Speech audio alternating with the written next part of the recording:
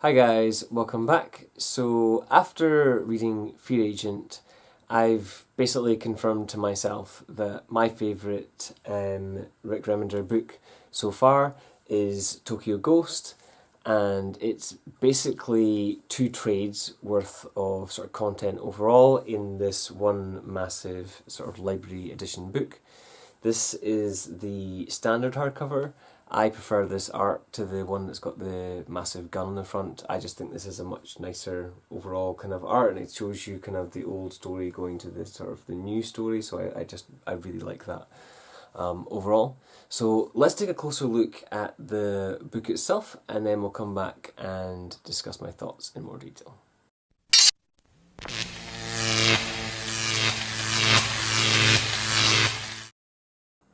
So on the front cover here we have an overall very kind of tan look.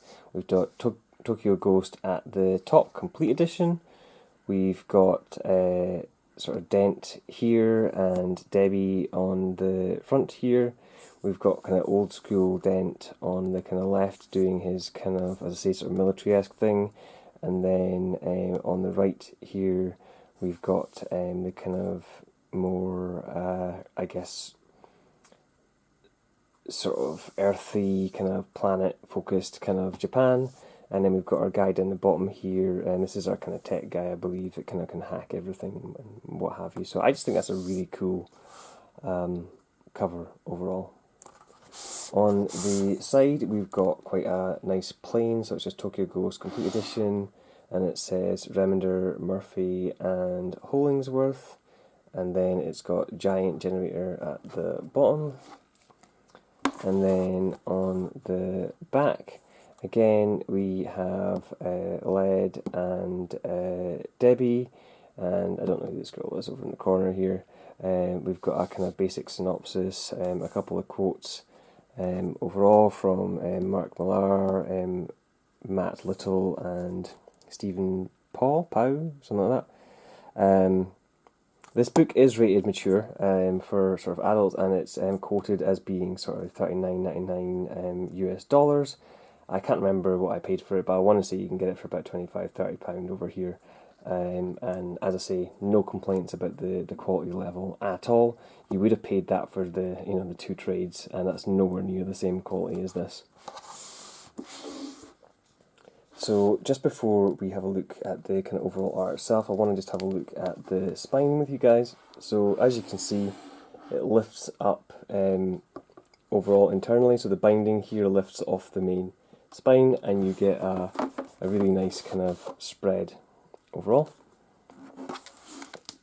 The art is by Sean Murphy, so if you are used to his art, you maybe kind of expect what these kind of characters look like already, or maybe you associate them with other characters. But for me, this was very much a first or an early on kind of experience with Sean Murphy, so I associate this art directly with this book rather than with that artist. I love the mix of the sketchy kind of art style overall, and the either sort of tech sequences like this, where you've got the massive kind of bike spread across, and you've got the kind of tech things going on, or tech things kind of going on here, but it still looks all really dark and dingy and industrial. It gives that contrast of what he's feeling or experiencing and what's actually going on in the kind of real world around him. This also reminded me a bit of Transmetropolitan in the overall kind of colour scheme and big panel sort of art styles of a dystopian kind of future. Through different sequences, we do go very colour palette kind of moods. So this is Debbie's kind of sequence here just now, and as I say, she's all in this kind of pinky sections. When we do get to, as I say, Lead, it switches to him kind of in his kind of orange. So you do get that kind of contrast of her kind of sections versus his in that kind of colour changes, and I say it's more yellowy orangey when it's focused on him.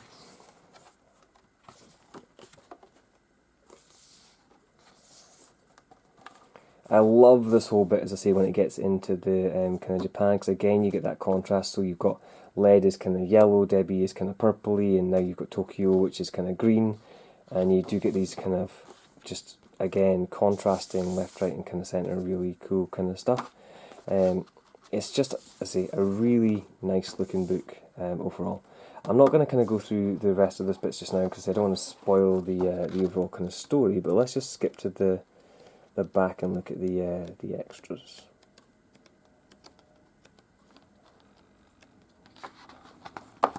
So we've got a variant cover gallery.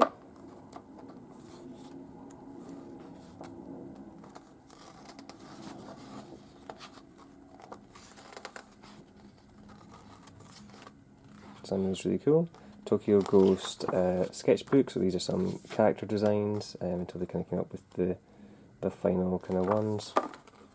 So this is, let's say, Debbie Decay, and this is Lead Dents designs. We've got Davey, as I say, who's our kind of tech guy.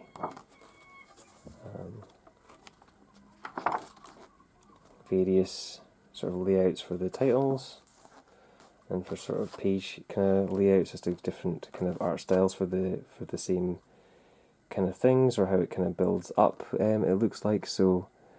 We have the overall kind of colours here. It's kind of adding a bit more kind of depth to it, adding kind of even higher kind of contrast to it, and then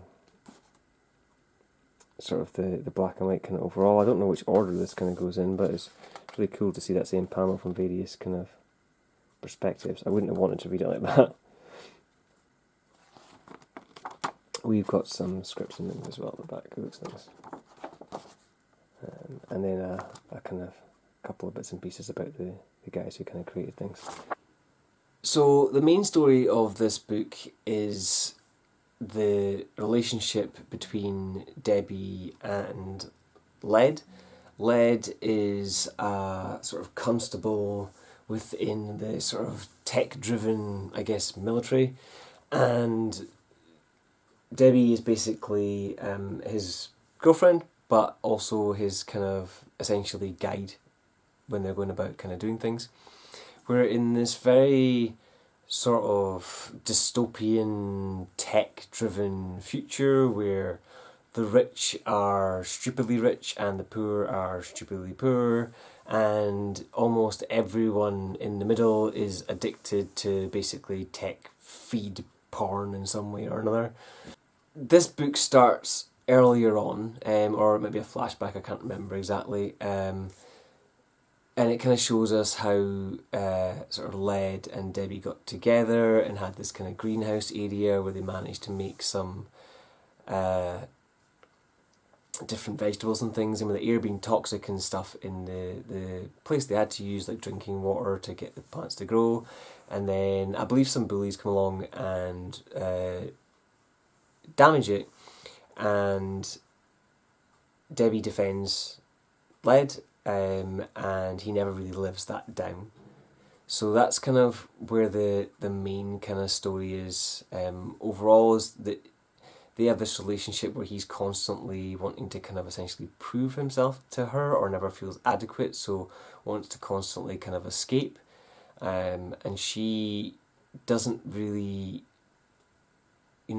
want to leave him. She feels kind of attached and there to kind of support him, but at the same time, she just wants him to be him and not attached to any other feeds or drugs or whatever the case may be.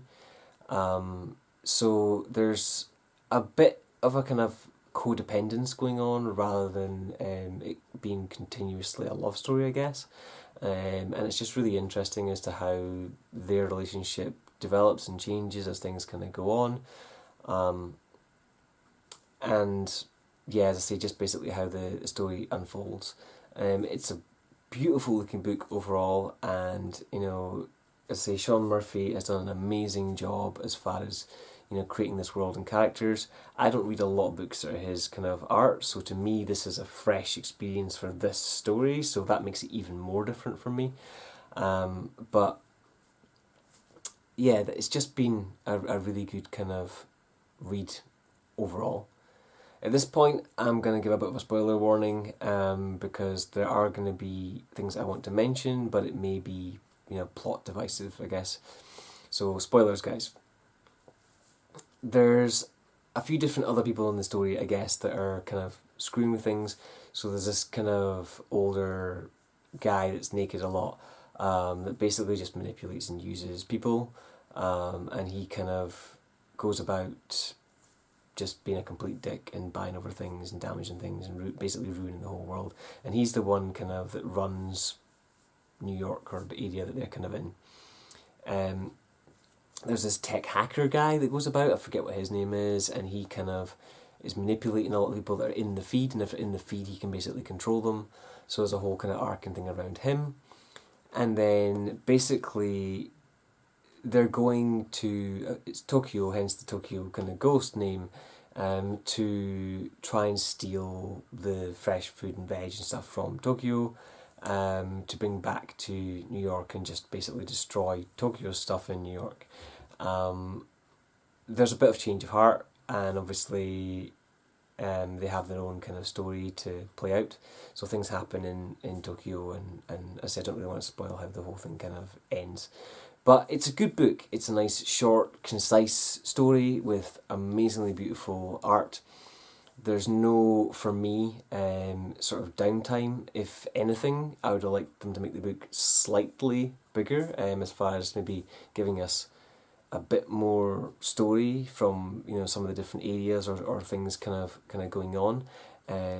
But unlike Fear Agent or any other of his kind of stuff that I've read, it does have kind of lulls and lasts a little bit longer than sometimes is welcome.